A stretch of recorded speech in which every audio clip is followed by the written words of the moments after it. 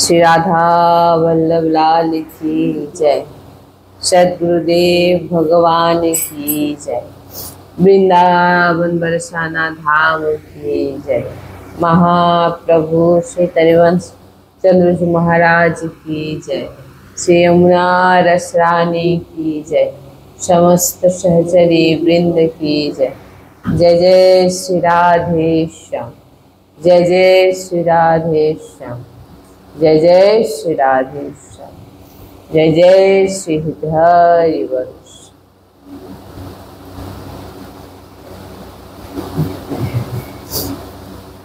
श्री प्रिया प्रियतम जुल कृपाय सतगुरुदेव भगवान जुल कृपाय श्री वृंदावन धाम जुल कृपाय रजरानी जुल कृपाय समस्त सहचरी বৃন্দ जुल कृपाय আজকে যে আমরা কদিন ধরে যে শ্রীমদ্ ভাগবত মহাপুরাণ শ্রবণ করছি, আজকে তার 39 দিন। 39 দিনে আজকে আমরা পড়লাম। তাই আমরা কালকে শ্রবণ করেছিলাম যে আমরা ভগবানের সঙ্গে যে ভগবানকে যে সেবা করি, ভগবানকে স্নান করানো, ভগবানকে ভোগ লাগানো, ভগবানের জন্য ভোগ তৈরি করা, ভগবানকে পোশাক পরানো, আদি আদি কীর্তন শোনানো, পদ গায়ন, এইগুলোকে বলা হয় রস। আর প্রভু যখন তার ভক্তের জন্য কিছু করেন স্বয়ং, আপনি দিনের পর দিন প্রভুর সেবা করছেন, করতে করতে যখন প্রভু আপনার জন্য কিছু করতে আসেন, তখনই তাকে বলা হয় রাস। তাই এবার আমাদেরকে সেইভাবে আমাদের স্থিতিকে সেই জায়গায় নিয়ে যেতে হবে। তার জন্য আমরা যাই সেবা করি, প্রভুর কাছে এটাই বারবার প্রার্থনা করা উচিত। প্রভু, আজকে আমি আপনাকে প্রসাদ পাওয়াচ্ছি, আপনি স্বয়ং আমার সামনে বসে প্রসাদ পান। বা আপনি প্রভুকে যে রূপে দর্শন করছেন সেই রূপটা কে চেঞ্জ করুন। মানে প্রভু যেন আপনি দাঁড়িয়ে আছেন দেখে এসছেন, আজকে ভাবুন প্রভু আজকে বসে আছেন আমার মতো। প্রভু আজকে আর হয়ে বসে আছে। প্রভু আজকে অনেক সখাদের সঙ্গে কথা বলছে, এইরকম চিন্তন করুন। প্রভুকে আজকে আমি নিজের হাতে পাওয়াচ্ছি। এইরকম যখন আপনি দীর্ঘদিন করতে থাকবেন, একদিন স্বয়ং প্রভু আপনার এই ইচ্ছে পূরণ করতে আসবে, আর তখনই সেটা রাসে পরিণত হয়। তাই এখন আমাদের রসেই ঠিকঠাক ভাবে স্থিতি হয়নি। রস ঠিকঠাক ভাবে এখনো আমরা যে সেবা করি তার মধ্যে কামনা থাকে, আমাদের ইচ্ছে থাকে, ভগবানের জন্য এটা করলে ভগবান আমাকে ওটা দেবে, এইরকম ভাবনা আমাদের মধ্যে এখন আছে। আমাদের এখনো রসেই ঠিকঠাক ভাবে প্রবেশ হয়নি। তাই আমাদের চেষ্টা করতে হবে নিষ্কাম ভাবে যাতে প্রভুর সেবা আমরা করি, আর হৃদয় থেকে প্রভুর যেন সেই রকম ভাবনা, যে ভাবনার কথা বললাম, এই ভাবনা যেন আমাদের হৃদয় সবসময় আসে। কালকে আমরা শ্রবণ করলাম যে একটু গোপীগণদের একটু যখনই অহংকারের সৃষ্টি হলো সূক্ষ্ম মাত্রে, এই জন্য বলছেন অহংকার যেন না ভিতরে কখনো আসে, যে আমি সেবা করছি, আমি 4টায় উঠি, আমি পুজো করি, আমি আদি আদি আদি এই সমস্ত কিছু করি বলে এই নয় যে আমি অনেক বড় নিজেকে ভক্ত মানছেন বলছেন, সেখানে কিন্তু প্রভু থাকে না। কেন না, এইরকম ভাবনা আসা মানেই জানতে হবে যে সেখানে সূক্ষ্ম রূপে অহংকারের প্রবেশ হয়ে গেছে। তাই আমাদের যাতে একদম কোনো রকম ভাবে কোনো দিকেই দেখানোর ভাবনা আর অহংকার যাতে আমাদের ভিতরে না থাকে, আমি এটা করি, শোনানোর মনোভাব না থাকে, শোনানো কাউকে এই মনোভাবও যেন না থাকে, সবার থেকে দিনহীন হয়ে থাকুন, তবেই যদি ভগবান আপনার কাছে আপনার সঙ্গেও নামদেবের মতো লীলা করেন। তো যখনই এবারে গোপী এবার সমস্ত গোপীগণ শ্রীকৃষ্ণকে খুঁজতে খুঁজতে খুঁজতে খুঁজতে যখনই যমুনার তীরে পৌঁছালেন, সেখানে লাডলিজু বিরাজমান। লাডলিজুকে জিজ্ঞাসা করলেন যে ভগবান শ্রীকৃষ্ণকে আমরা খুঁজে পাচ্ছি না, লাডলিজু এখানে আচার্য রূপে বিরাজমান। হ্যাঁ, বলছেন রাধারানী আচার্য রূপে, কেউ যদি ভগবানকে পেতে প্রাপ্তি করতে যান, সে রাধারানী ভজন তাকে করতেই হবে। ভগবানকে যে প্রাপ্তি করতে চান, তিনি রাধারানীকে প্রাপ্তি করতে চান, তিনাকে ভগবানের ভজন করতে হবে। আর যিনারা দুজনকেই প্রাপ্তি করতে চান, তিনাদেরকে বৃন্দাবনকে ভজন করতে হবে। বৃন্দাবন আপনাকে লাডলি লালকে প্রাপ্ত করিয়ে দেবে।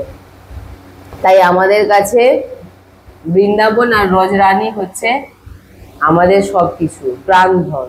হ্যাঁ, কারণ ইনাদের কোলেই আমাদের প্রিয়া প্রিয়তম বিরাজমান। তখন যেখানে লাডলিজুর সামনে আর এবং সমস্ত গোপী বসে চরণে বসে, হ্যাঁ, যে গীত করেছিলেন তাকেই বলা হয় গোপী গীত। এদিকে আমরা একটু শুনেছিলাম,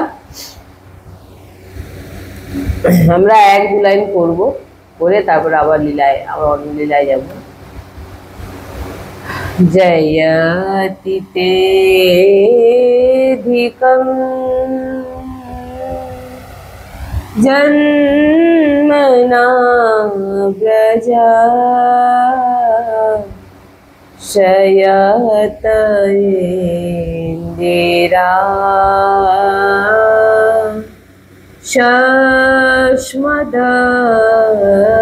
শস্মদত্তহে दयति दीक्षुता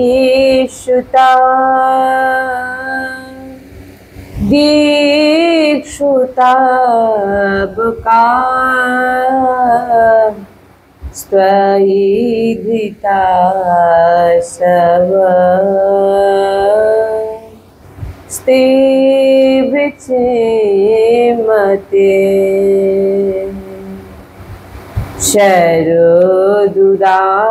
शरदुदाशये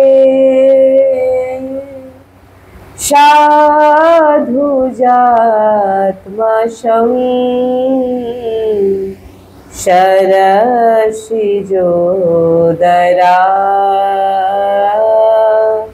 श्रीमुषादृशा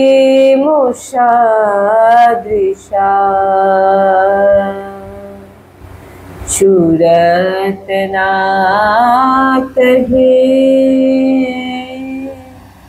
शुल्कदाशिता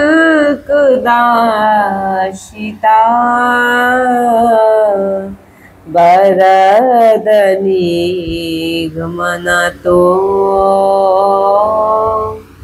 नेहो किं बधा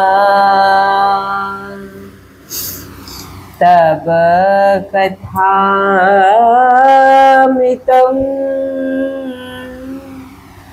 तप्त जीवनं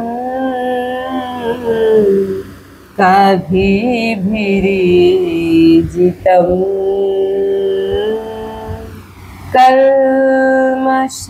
कल्मषापहम्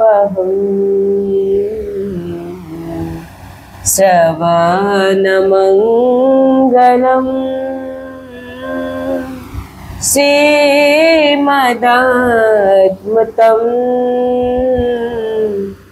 भुवि गृह्णन्ति ते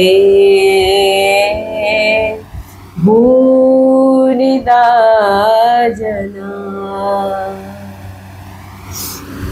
গোপীগণ গোপী গীত আমি সংক্ষেপে শ্রবণ করালাম। গোপী গীত করছেন আর উদন করে করে শ্রীকৃষ্ণকে খুঁজছেন। খুঁজতে খুঁজতে বলছেন, হ্যাঁ, নিজেকে কৃষ্ণ ভাবছেন, কে অপরকে আরেক গোপীকে কৃষ্ণ দেখছেন, সবাইকে কৃষ্ণ দেখছেন, কে নিজেকেই শুধু কৃষ্ণ দেখছেন। এইরকম স্থিতি এসে গেছেন। লতা পাতা তুলসী সবাইকে জিজ্ঞাসা করছেন কৃষ্ণকে দেখেছে, যমুনাকে জিজ্ঞাসা করছেন কৃষ্ণকে দেখেছে।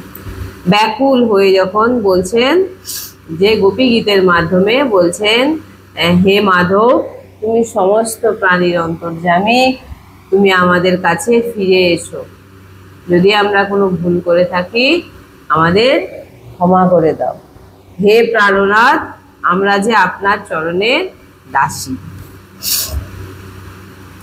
আমাদের চিত্ত শরীর চায় আপনার চরণের সেবা করতে। এবারে মাঝে মাঝে গোপীরা রেগেও যাচ্ছেন, গোপীগণ ভগবানের উপরে, বলছেন যে অস্ত্র দিয়ে আঘাত করলে কি শুধু আঘাত দেওয়া হয়? অস্ত্র দিয়ে কারোর গলা নামিয়ে দিলাম, সেটা কি শুধু আঘাত দেওয়া? বলছেন যে আপনার নেত্র দিয়ে যে প্রেমের অস্ত্র আপনি আমাদের উপর চালিয়েছেন, হ্যাঁ, চালিয়ে আজকে আপনি আমাদের ছেড়ে চলে গেলেন, এই যে আঘাত, এই আঘাত গলা নামানোর থেকে অনেক বেশি। আর হ্যাঁ, আর আপনার থেকে তো তিনারা ভালো, যিনারা আমাদের এই করুণ অবস্থায়, আপনার বিরহে আমরা এখন পাগলের মতো চারিদিক আপনার জন্য ঘুরছি, তিনারা খুবই সব থেকে বড় দানী, সব থেকে বড় কৃপাবান। কারা? প্রবক্তা, যারা বক্তা, যারা বলেন, হ্যাঁ, বলছেন তিনারা হচ্ছে সব থেকে বড় দানী।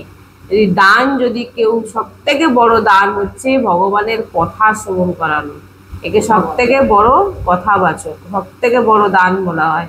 বলছে সব থেকে বড় আমাদের কষ্টের যে মানে কেটে গেলে যে মলম লাগায়, সেই কথাবাচক, বুঝে ভুরিদা জানা, ইনাদের মতো দানি, ইনাদের মতো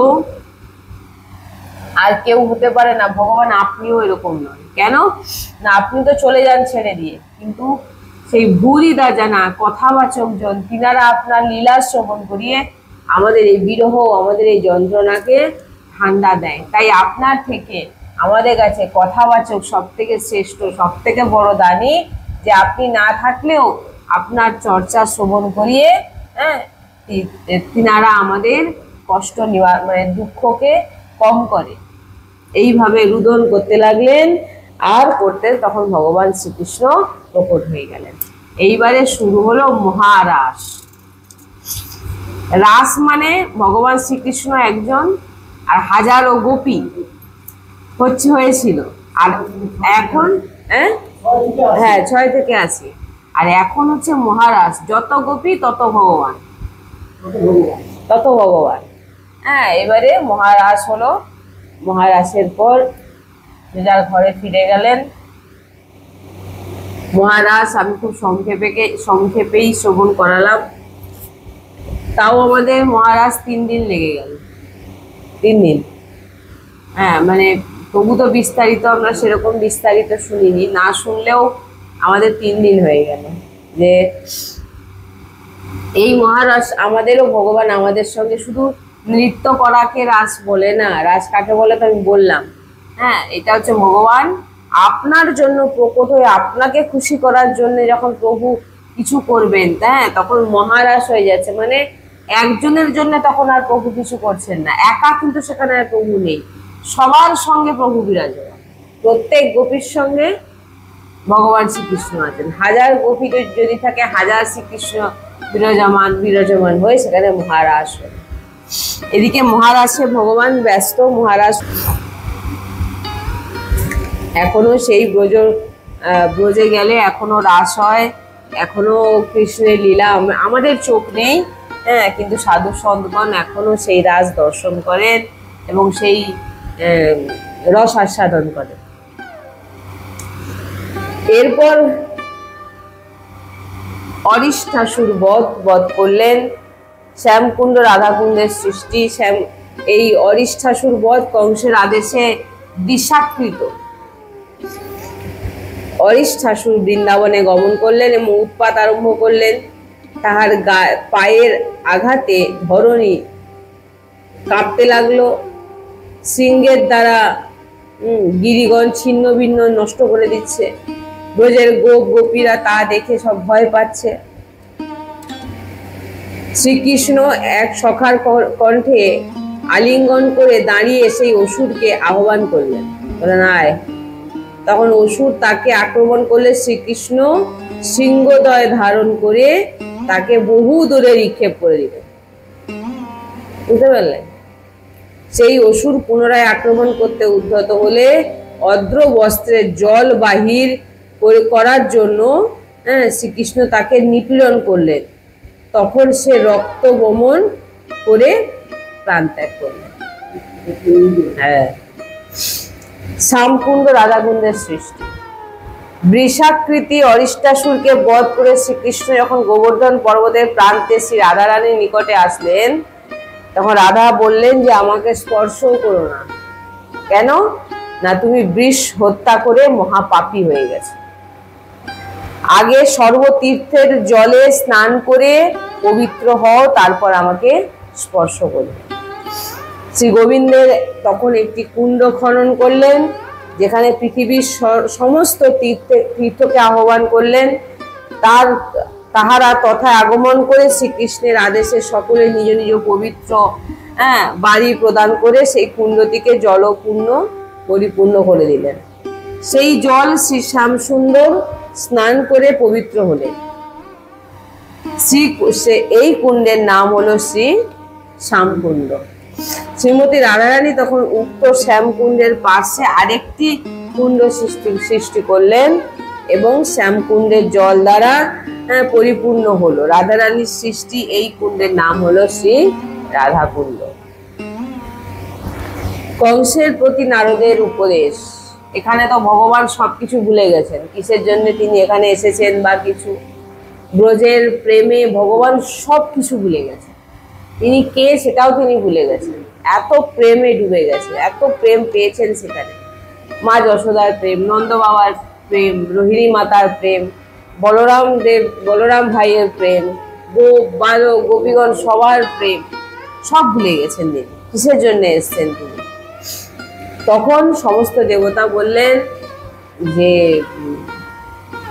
সমস্ত দেবতা ভাবলেন ভগবান ব্রজমণ্ডলে গিয়ে থেকে সব ভুলে গেছেন। নারদজি আপনি কিছু করুন, ভগবানকে একটু বোঝান।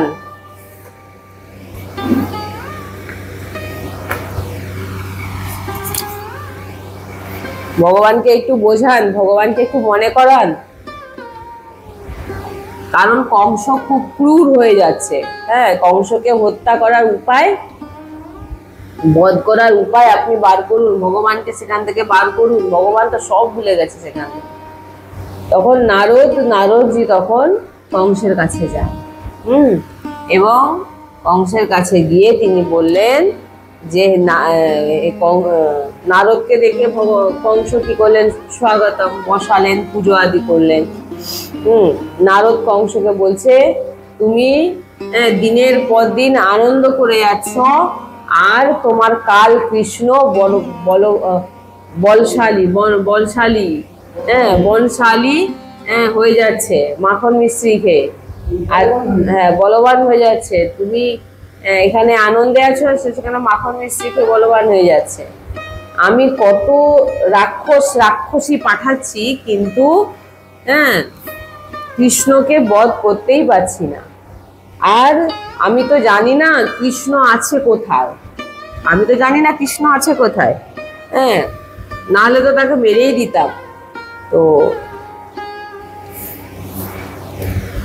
নারদজি বলছেন, দেবকীর কন্যা রূপে আপনি যাকে হত্যা করার চেষ্টা করেছিলেন, আসলে সে ছিল গোপরাজ নন্দের কন্যা এবং শ্রীকৃষ্ণ দেবকীর পুত্র, আর রোহিণীর পুত্র বলরাম দেবকীরই সপ্তম গর্ভের পুত্র। এবারে বলে দিলেন, বসুদেব তাদের নিজ মিত্র নন্দের গৃহে রেখে এসেছে। অতএব যত তাড়াতাড়ি সম্ভব কৃষ্ণ বলরামকে মথুরায় এনে হত্যা করো। নারদজি বললেন। সুখদেব বললেন, হে রাজন, দেবশ্রী নারদ আজ প্রতিকূল সেবা করে ব্রজলীলার সমাপ্তি, মথুরা লীলার উদ্বোধন সূচনা করলেন। দেবর্ষিপাদের মুখে কৃষ্ণ বলরামের পরিচয় প্রাপ্ত হয়ে গেল। এবারে কংস জেনে গেলেন। কংস একেবারে ক্রোধে মানে পাগল হয়ে গেলেন। হ্যাঁ হ্যাঁ হ্যাঁ হ্যাঁ, না হলে লীলা হবে কি করে? ভগবান তো পুরো সেখানে ডুবে গেছেন, ভগবান সব ভুলে গেছেন। এবারে নারদ যদি না খোঁচা মারে, কংস না ডাকে, তখন তো কিছু হবে না। যে কোনো কারণে কৃষ্ণকে আনতেই হবে ফিরিয়ে। না হলে কোনো রকম এই লীলা সমাপ্ত হবে না। তো দেবকী বসুদেবকে পুনরায় কারাগারে বন্দি করলেন, রেগে গেলেন দেবকী বসুদেবের উপরে, আমার কাছে মিথ্যা কথা বলে আমাকে ঠকিয়েছো তোমরা, হ্যাঁ এইভাবে, হ্যাঁ এরকম হলো। এবং কংস প্রচুর প্রচুর মানে রেগে গেলেন। এবারে চিন্তা করতে লাগলেন কিভাবে আমি কৃষ্ণকে ফিরিয়ে আনবো মথুরাতে, দিয়ে বধ করবো। আর মানে অসুরদের পাঠিয়ে আর হবে না। আজ 11 বছর পর নারদজি কংসকে বলেছেন যে কৃষ্ণ আর কেউ নয়, নন্দ যশোদারই পুত্র কৃষ্ণ। ওই তোমার কাল বসুদেব অর্ধরাত্রিতে কৃষ্ণকে নিয়ে নন্দ বাবার ঘরে দিয়ে এসেছিলেন। হ্যাঁ, দেবকী বসুদেব ছল করেছেন, তখন খুব ক্রোধিত হন এবং তলোয়ার বার করে বধ করতে যান তার দুজনকে, তিনাদেরকে। নারদ বললেন সবকিছুতে তলোয়ার বার করলে হয় না, শিবের দেওয়া ধনুকের যজ্ঞ করো। শিব যে ধনুকটা দিয়েছিলেন তার যজ্ঞ করো। আর সেই উদ্দেশ্যেই একটা মেলা হয় ওখানে, সেই মেলাতে তুমি কৃষ্ণ বলরামকে ডাকো, ডেকে তাদের বধ করো। অক্রুরজিকে বৃন্দাবনে পাঠালেন কৃষ্ণকে আর বলরামকে নিয়ে আসার জন্য। অক্রুর ভাবলেন পুতনা অঘাসুর বকাসুরের সব অসুরদেরকে পাঠিয়েও যেমন কংস হত্যা করতে পারেননি, তেমন মানে কংস তো হত্যা করতে পারেননি, কৃষ্ণ তাদের হত্যা করে দিয়েছেন, তেমন আমাকেও না কংসের দুধ ভেবে ভগবান না আমাকে মেরে দেয়। তো কংসের দুধ ভেবে ভগবান আমাকে না বধ করেন। কংসের হাতে তখন ভাবলেন অক্রুর যে কংসের হাতে মরার থেকে তো না গেলে কংস আমাকে মারবে, তো কংসের হাতে মরার থেকে তো আমার মনে হয় ভগবানের হাতে মরাটা ভালো। এদিকে নারদজি কৃষ্ণের কাছে গেছেন, কংসের কাছ কৃষ্ণের কাছে গেছেন। গোয়াল বালকদের সঙ্গে বানরদের সঙ্গে ভগবান খেলছেন। নারদজিকে দেখে ভগবান বলছেন আপনি কি করছেন এখানে, সাইডে ডেকে নিয়ে গিয়ে, আপনি কি করছেন এখানে? তখন নারদজি বলছেন আপনি কি করছেন এখানে, আপনি এখানে গোয়াল বাল আর বানরদের নিয়ে খেলা করছেন? আপনাকে যে কংসকে বধ করতে হবে প্রভু, আপনাকে কংসকে বধ করতে হবে। আপনি এখানে এইরকম ক্রীড়া করতে আসেননি, গোয়াল বাল বানরদের সঙ্গে খেলা করছে। আপনি 11 বছরের হয়ে গেলেন, আপনি চিন্তা করুন। এমন কৃষ্ণ এখনো কিন্তু কংস বধ আপনি করেননি। আপনার মুখ্য উদ্দেশ্য কি ভগবান এখানে এই লীলাতে আসার? কংসকে বধ করা। শুধু কংসকে বধ করা নয় মুখ্য আপনার আসার যে কারণ, কংস শুধু বধ করা নয়, মহাভারতে যুদ্ধ করানো আর গীতার জ্ঞান দেওয়ানো, আর 16,000 কন্যাকে বিবাহ, তাদেরকে উদ্ধার করতে হবে, বিবাহ করতে হবে, সেই অসুরকে হত্যা করতে হবে। তো যে অসুর 16,000 যে কন্যাদেরকে বিবাহ করে আটকে রেখে দিয়েছেন, সে 16,000 কন্যাকে বিবাহ করতে হবে আর সে অসুরকে বধ করতে হবে। কৃষ্ণের নেত্র সজল হয়ে গেল, আজ হাউ হাউ করছে কৃষ্ণের ভিতর।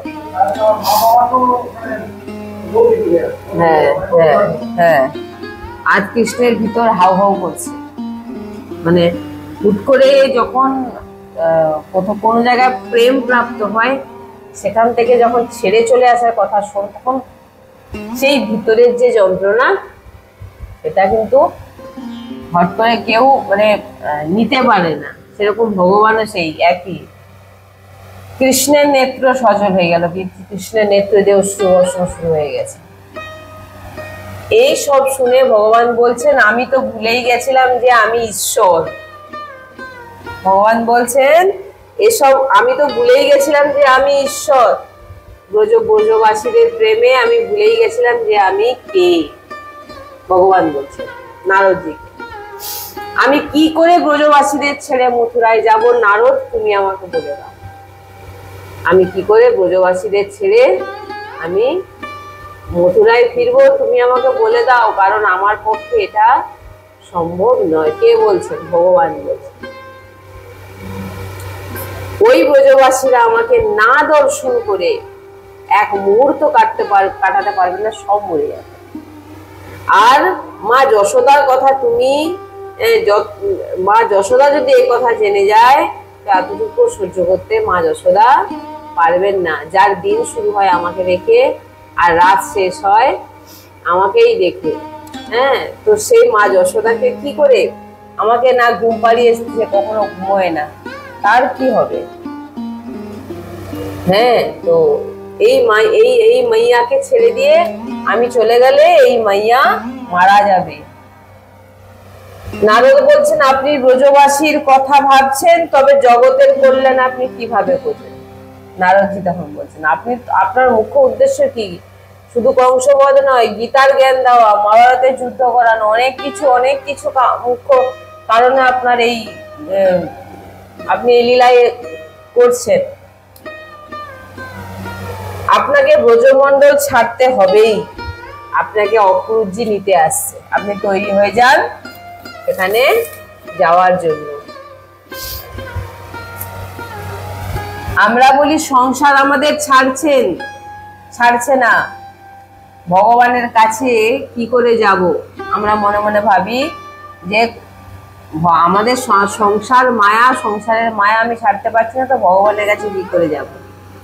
একবার তো ভগবানের কাছে গিয়ে আমরা দেখি, বলছেন ব্রজমণ্ডলে এমন প্রেম ব্রজবাসীরা দিয়েছিলেন যে ভগবান ছাড়তে পারছেন ব্রজবাসীদের।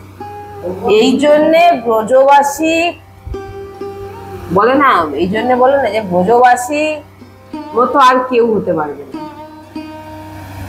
ব্রজবাসীর মহিমা, যেখানে ভগবান সবকিছু ভুলে গিয়ে ব্রজবাসীদের চরণে পড়ে যায়। এত প্রেম করেন, এত প্রেম দিয়েছেন ভগবানকে, এত ভালোবেসেছেন, এত নিজের ভেবেছেন যে ভগবান, তিনি যে ঈশ্বর, তিনি সেটাই ভুলে গেছেন।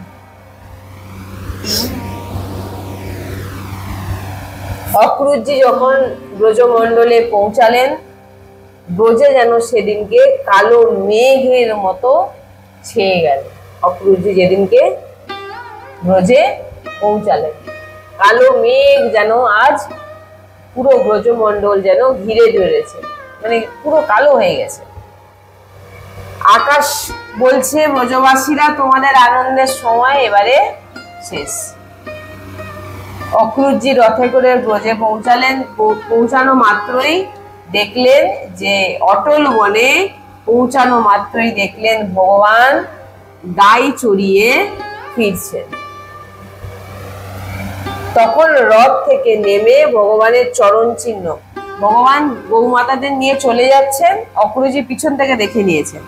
তখন দৌড়ে এসে ভগবান যে রজে যে চরণ ফেলে ফেলে যাচ্ছেন, সেই ভগবানের চরণে যে চিহ্ন আছে, সেই রজে সব দেখা যাচ্ছে, চরণ চিহ্নে সব দেখা যাচ্ছে। চরণকে, সেই চরণ চিহ্নকে প্রণাম করেন এবং লোটপোট ফেলেন সেই রজে। হ্যাঁ, ছোট ছোট চক্র, অঙ্কুশ, হ্যাঁ, পদ্ম, এই চিহ্নের রজে লোটপোট ফেলেন, মাখতে লাগলেন।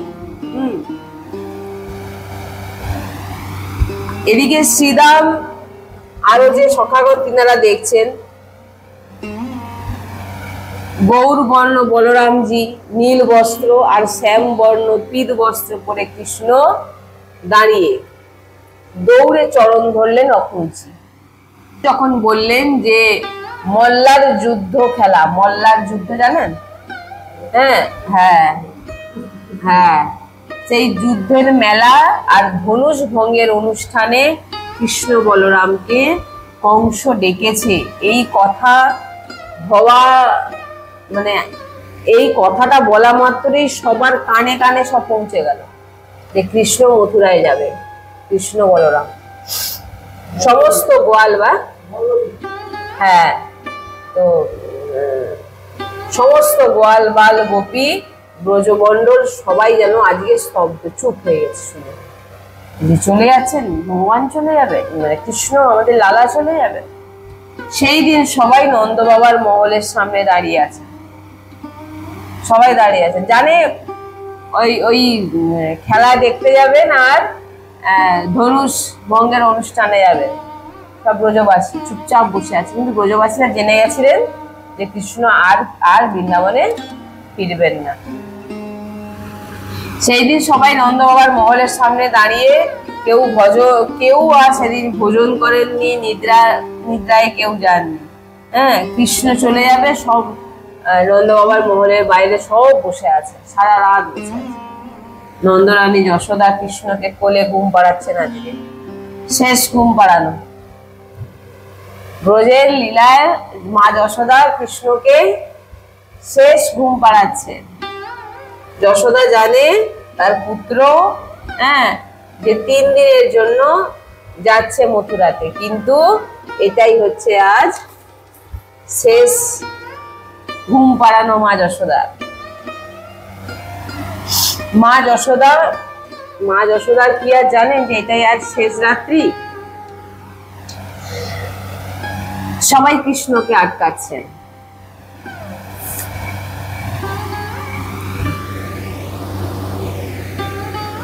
রাধারানী বসে আছেন, ভগবান বলতে গেছেন লাডলিজুকে। লাডলিজুকে বলছেন, লাডলিজু তুমি তো সব, তো আপনার তো সব জানাই, আগের লীলায় আমাদের এগোতে হবে। রাধারানী হেসে বলছেন, কি বলবো আমি আর, শুভ কাজে কখনো বাধা দিতে নেই। হ্যাঁ, তো লালজুও জানে, লাডলিজুও জানে। লাডলিজুকে বলছেন যে আমার আগের লীলা যে আছে, আমাদের সে আগের লীলা আমাদের বিশ্রাম করতে হবে, তার জন্য আমাকে এখান থেকে যেতে হবে। তখন লাডলিজু হেসে বলছেন যে যেতে তো শুভ কাজে বাধা দিতে নেই। ব্যাস, আর কোনো কথা বলেনি লাডলিজু। এদিকে লাডলিজু শুধু অশ্রু বর্ষণ হয়ে যাচ্ছে, লাডলিজু শুধু অশ্রু বর্ষণ করছে, আর কোনো কথা বলেনি। লাডলিজু একবারও আটকালেন না শ্রীকৃষ্ণকে। মুখ নিচু করে ভগবান সেখান থেকে চলে আসলেন। অক্রুরজি যশোদাকে সব সত্য কথা বলে দিলেন। অক্রুরজি যে কৃষ্ণ আপনার নয়, ছেলে নয়, দেবকী বসুদেবের পুত্র।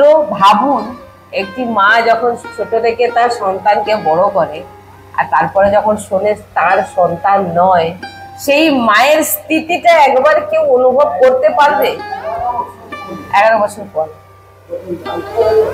কেউ এই স্থিতি অনুভব করতে পারবে কি? কেউ পারবে কখনো?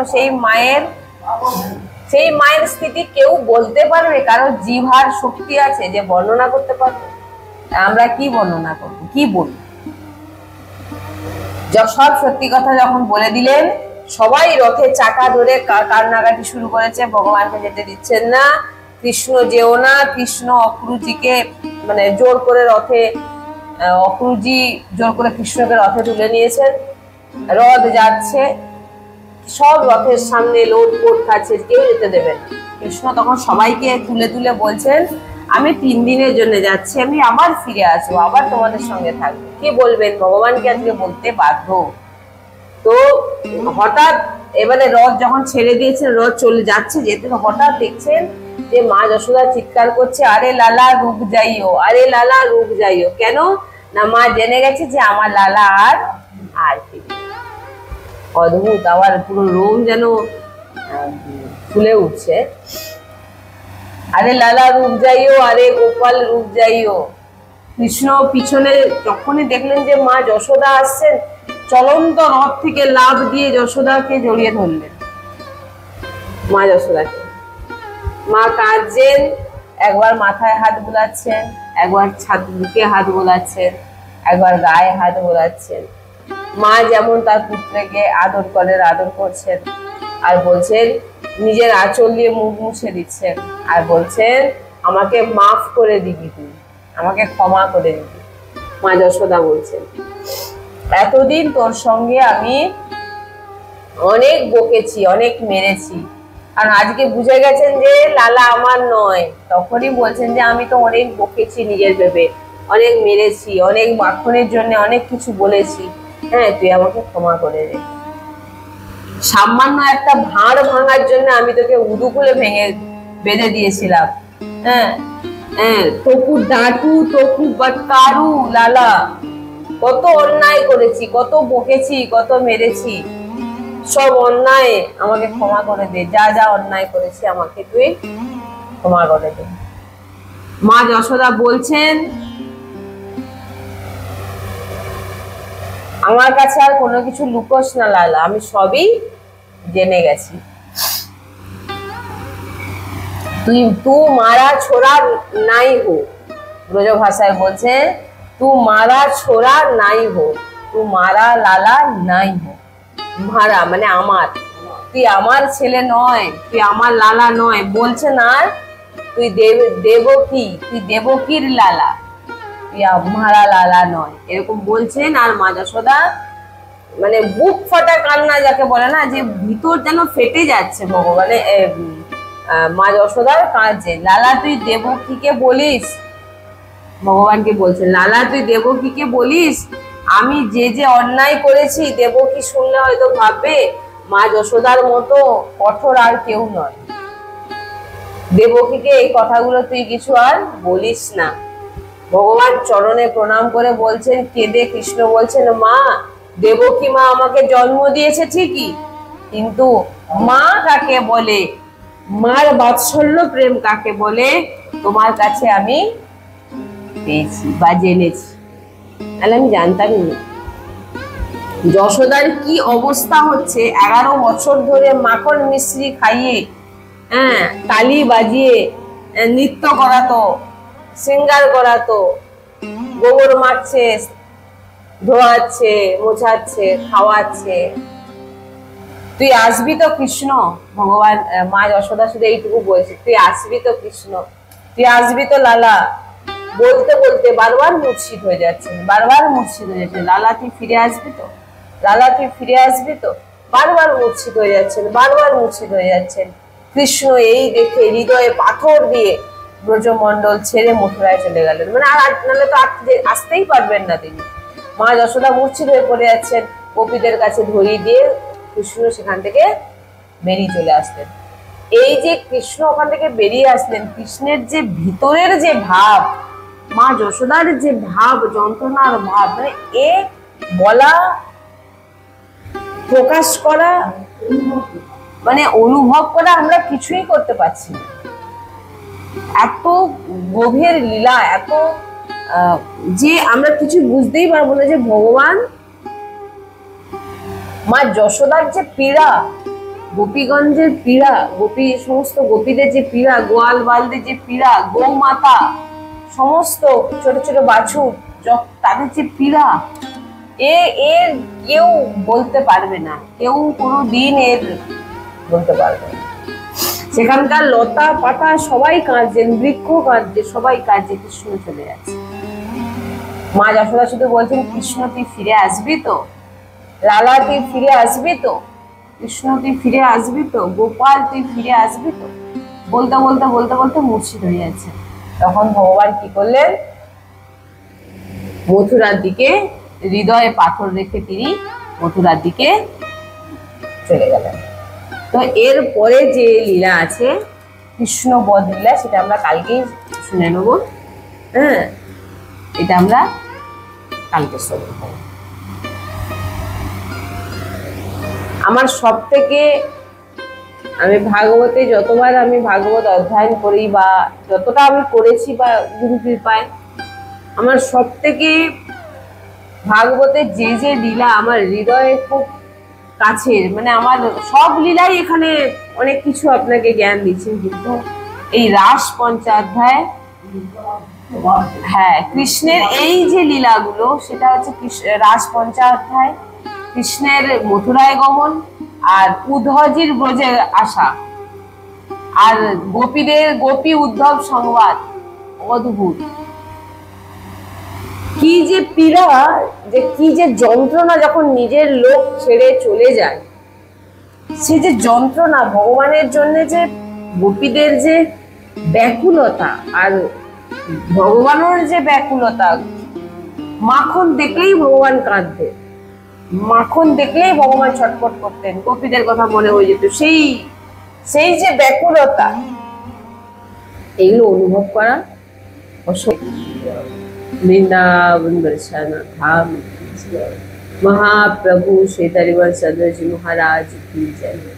जय जय श्री राधेश्याम, जय जय श्री राधेश्याम, जय जय श्री राधेश्याम, जय जय श्री हरिवंश।